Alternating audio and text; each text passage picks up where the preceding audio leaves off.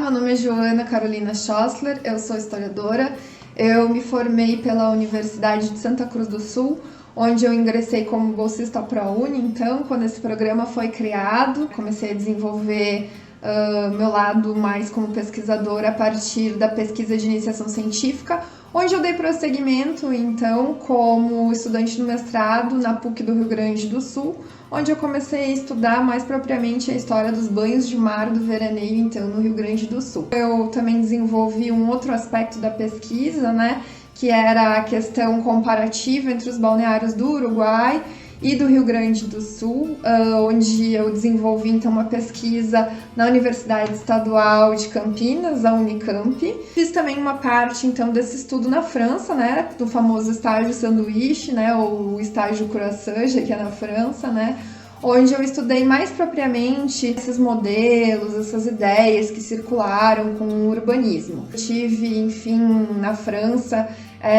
uma proximidade com o patrimônio balneário, que é uma ideia nova, então, que não se tinha no Brasil, né, onde eu passei a conhecer e voltei, então, depois, no caso, para Paris, para estudar um pouco conservação do patrimônio no Instituto Nacional do Patrimônio, onde também fiz estágio, então, no Ministério da Cultura na França, e pude ter um acesso, então, né, próximo em como se desenvolvia políticas públicas, né, o financeiro, né, em como pensar, então, a proteção do patrimônio, né, todos esses aspectos que concernem, então, a esses bens, né, materiais e imateriais. Ao longo de todo esse período também, né, com alguns intervalos como professora também do ensino fundamental e do ensino médio, eu pude também ter contato com uma característica minha que é um lado mais criativo, esse lado também mais próximo ao devaneio, né, onde eu podia criar e inventar algumas coisas, né, que foi justamente por meio da educação, do ensino, né, e a partir desse momento eu também tive a ideia, então, de fazer algo que eu sempre gostei muito, que é o lado mais lúdico, né, o lado, digamos assim, mais infantil, da criação de jogos, enfim, de ferramentas, então, que a gente utiliza no dia a dia como professor, né? Essas ferramentas mais pedagógicas. E eu já tinha uma vontade muito grande, né, por me conectar muito com esse universo realmente da infância, né, esse lado, enfim, mais espontâneo, digamos assim. E tive, então, por isso, a ideia de criar esse jogo de memórias, né, o Memorelas. E para isso eu alberguei esse jogo justamente, né, na criação, então, editorial dessa editora, então, que eu chamo, né, que é a CCRLE, que foi criada, né, para albergar primeiramente agora esse jogo e que vai seguir posteriormente agora com um novo projeto que vem sendo criado e fala sobre essa pesquisa que eu desenvolvi ao longo desses anos, que é sobre a questão da praia e dos seus patrimônios. Então, para a gente pensar enquanto criança, mas também enquanto adulto, crianças que nós somos, então, o que seria, então, essa praia, o que seriam os seus patrimônios, né? Pensando, então, toda essa condição que a gente vive do desaparecimento, né, das memórias e que estão ligadas também a um lugar que a gente não tem tanto contato assim quando nós não somos uma população que vive perto do mar, mas que usa o mar como uma forma, então, cultural, de lazer, de entretenimento, enfim, de descanso, né? Como tem se visto ao longo do tempo. Então eu tinha muitas ideias para criar alguns jogos e eu precisava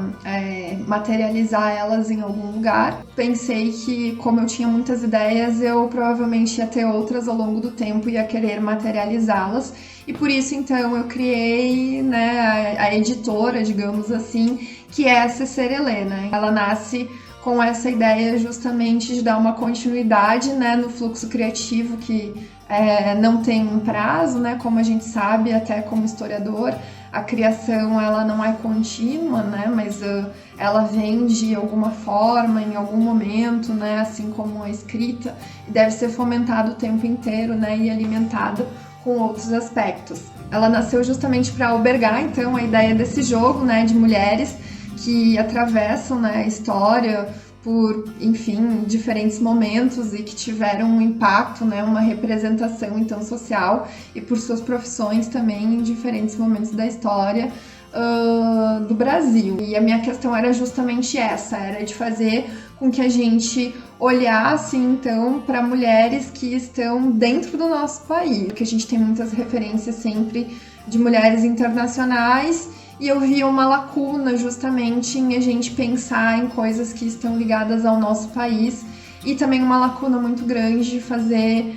materiais, bons materiais didáticos, então, para que não só professores, mas que as pessoas pudessem usar. Apesar de eu fazer materiais infantis, o meu público é adulto, né? Porque são os pais normalmente que têm, então, um poder de escolha e de poder comprar, então, esses materiais. Além também, é claro, né, de professores, enfim, pedagogos que entendem, né, sobre a importância, então, desses materiais. A minha rotina de trabalho, então, ela é bastante disciplinada, né, porque sou eu quem alimento, então, as redes sociais, faço as postagens no correio e, além disso, também, né, manejo tudo isso também com a possibilidade ainda de dar aulas, né, na escola onde eu trabalho. Então, eu preciso, obviamente, de um tempo, né, para estudar, para ministrar minhas aulas, para preparar minhas aulas, procurar, selecionar então os conteúdos que são necessários. Além disso, então, atender os clientes para que eles tenham uma boa experiência, né, desde o contato, então, né, no caso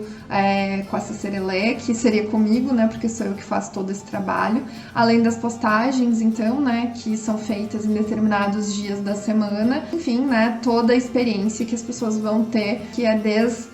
desse contato, então, da troca, né, que eu posso ter com as pessoas, até a postagem, até o recebimento, então, do produto. Além disso, também, claro, né, que todo esse trabalho intelectual, esse trabalho manual, esse trabalho também de acolhimento e de troca com as pessoas, ele também é manuseado junto com o trabalho doméstico, né, com a vida, que, enfim, né, requer também que muitas vezes a gente tenha uma disciplina, né, e pense, porque, como a gente sabe, muitas vezes o historiador, por trabalhar em casa, né, e por não ter um determinado tempo, né, específico, acaba trabalhando muito mais horas, né, do que seria um trabalho, né, que a gente entende de determinado horário até tal horário para, enfim, né, fazer a sua jornada. Pensando, então, no conhecimento histórico e em como ele me ajuda, então, nas produções, né, do que eu tenho criado dentro da CCRLE, é justamente, né, essa análise crítica, né, que as perguntas que o historiador faz, elas nos permitem, então, né, criar, então, a nossa própria verdade, né, ou aquilo que a gente entende que seria mais próximo, então, a uma verdade, né, trazendo uma lucidez, outros elementos, então, que vão contribuir para memórias individuais, então, também e para memórias coletivas, né. Como eu avalio o meu momento profissional, uma pergunta que eu estou tentando tratar no divã, acho que ao longo desses 15 anos que eu me encontro como aluna e também como profissional, né, atuando no campo historiográfico, eu pude provar diferentes formas de atuação, né, como professora e como pesquisadora. A profissão do historiador, com certeza, ela merece, né, muito mais abrangência e merece também que outras pessoas deem oportunidade, né, para que o historiador possa contribuir com o seu conhecimento e com a sua formação, que é muito valorosa, muito ampla, né, e muito necessária, né, para que a gente possa pensar não só no ensino, mas pensar na gestão, pensar na cultura, né, pensar, enfim, diferentes questões, né, sobre o patrimônio, sobre, enfim, o momento, inclusive, que a gente está vivendo, né, na atualidade. Acho que a história, ela nos faz sempre um convite, né, para que a gente possa lembrar e relembrar, né, para que os historiadores, então, como esses guardiões dessas memórias, convidem, então, sempre toda essa população para rever, né, um pouco daquilo que foi feito, um pouco do que existiu, um pouco de como as pessoas se comportavam, um pouco do que nós somos, né, e para onde vamos, no fim das contas, as tragédias, as vitórias, né, as conquistas. Então, a história é essa grande guardiã da memória e que segue armazenando, né, nesse grande HD com novas perguntas, com novas respostas, que sempre são atualizadas quando a gente pode revisitar, relembrar, ressignificar e reescrever tudo aquilo que permeia, né, aquilo que é de mais agitado que existe dentro de nós, que é a curiosidade e a busca pelo conhecimento.